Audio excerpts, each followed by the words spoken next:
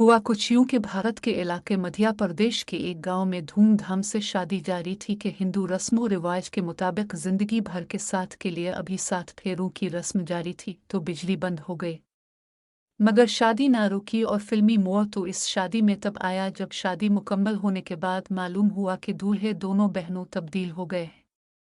जिस पर लड़की और लड़के वालों के दरमियान बहुत तकरार हुई तो बरादरी के लोगों ने बीच बचाव करवाया और मशवरा दे डाला कि अब उनकी दोबारा शादी करवाओ। लेकिन इससे पहले आपको बताते चली कि ऐसा हुआ क्यों। तो इसकी बुनियादी वजह ये थी कि दोनों बहनों ने एक जैसे कपड़े पहन रखे थे। गांव के रस्म और रिवाज की वजह से चेहरा भी ढांप रखा था तो पहचानने में गलती हो गई। रही सही कसर बिजली के जाने ने पूरी कर दी।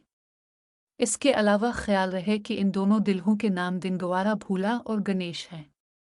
इसके अलावा आखिर में बहुत सोच विचार के बाद बड़ों की बात दोनों घर वालों ने मान ली और दोबारा शादियां करवा के बहनों को रुखसत कर दिया।